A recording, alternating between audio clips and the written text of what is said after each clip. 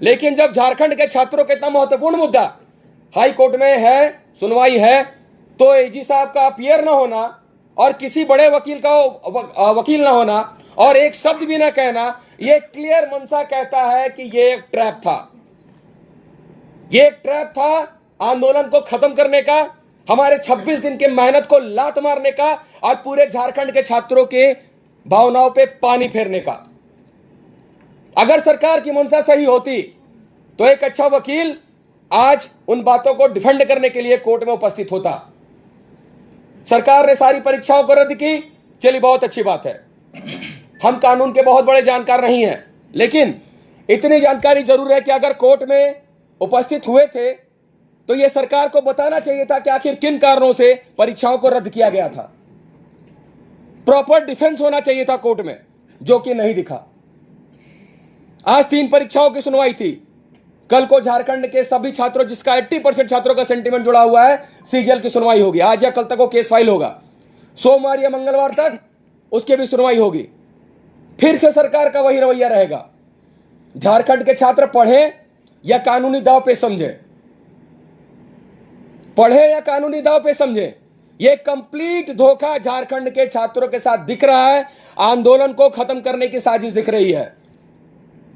TDPL ने, आपने अगर प्रेस कॉन्फ्रेंस माननीय मुख्यमंत्री जी का देखा होगा, उन्होंने स्पष्ट रूप से कहा है, एक एक लाइन मुझे याद है, कि टीडीपीएल जितने भी परीक्षाओं को कराई है उसमें बहुत बड़ा एक नेक्सस, ऐसा प्रतीत होता है कि बहुत भ्रष्टाचार हुआ है, इसलिए हम उन तमाम परीक्षाओं को रद्द करते हैं। आपको पता है कि 11वीं 13वीं जीपीएससी में जिसका सुनवाई जो स्टे लगा, उसका भी इंटरव्यू हमारी जानकारी के अनुसार टीडीपीएल ने लिया है।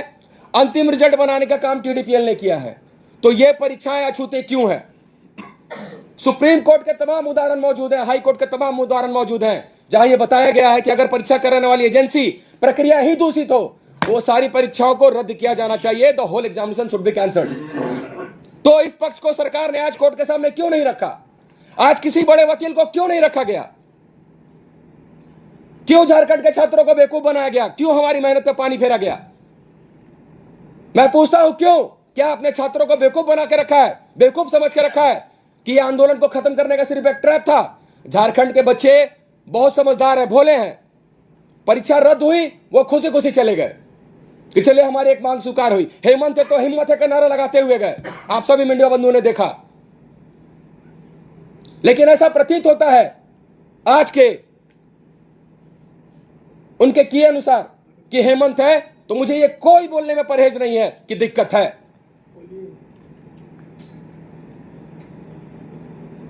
हम लोग बार बार सीबीआई पे फोकस क्यों कर रहे थे? देखिए, ये लोग बार बार बोल रहे थे कि नहीं सीबीआई पॉलिटिकल मांग है, पॉलिटिकल मांग है, पॉलिटिकल मांग है। तरह तरह का नैरेटिव सेट किया गया पूरे सोशल मीडिया पे। हम लोगों ने वो भी माना कि चलो ठीक है, 2 महीना देते हैं सरकार को। और जो जुडिशियल इंक्वायरी की बात हो रही थी कि चलो रिटायर्ड 3 जज की कमेटी में या 3 सिटिंग जज की कमेटी में चलो जांच होगा, लेकिन आप देखिए नोटिफिकेशन में क्या इसकी कहीं चर्चा है? कहीं नहीं चर्चा है इसकी। एक फास्ट ट्रैक कोर्ट का अनुरोध करने के लिए लिखा गया है। यह अनुरोध पहले भी होता आया है। विधानसभा नियुक्ति घोटाले में आज तक वर्किंग कमेटी जांच कर रही है, क्या फलाफल निकला? मुझे बताइए, क्या फलाफल निकला? कहने को तो मैं यह भी कह सकता हूं कि डीओपीटी का 2023 और 24 का रिपोर्ट उठाकर देख लीजिए, सीबीआई का कन्विक्शन रेट क्या है। हम आपकी सारी बात को मान रहे हैं। बार बार आपके बातों में जो है, हमने फिर से जिस तरह से सीआईडी वरीय जांच एजेंसी ने जेएसएससी सीजीएल परीक्षा में क्या किया, यह पूरे भारतवर्ष ने देखा और आप मीडिया बंधुओं ने दिखाने का कार्य किया। उसके बावजूद भी हम उसी सीआईडी पे फिर से भरोसा करते हैं। तो हम लोग कितना टॉलरेट करें, कितना टॉलरेट करें? बार बार छात्रों के साथ ही धोखा क्यों? आज इस समय 8 या हजारों की संख्या जो इस प्रेस कॉन्फ्रेंस में छात्र जो इकट्ठा हुए हैं, तो कुछ कारण है। यह धोखा है, झारखंड के छात्रों के साथ धोखा है, कंप्लीट धोखा है। और अगर माननीय मुख्यमंत्री जी समझते हैं, जिस तरह से बार बार जितने भी अधिकारीगण थे, उन्होंने खुद कहा कि ऐसा आंदोलन हम लोगों ने कभी नहीं देखा। हम लोग हर चीज पे कॉम्प्रोमाइज करने के लिए तैयार हैं। उसके बावजूद भी लगातार धोखा पे धोखा मिल रहा है हम लोगों को, लगातार धोखा पे धोखा।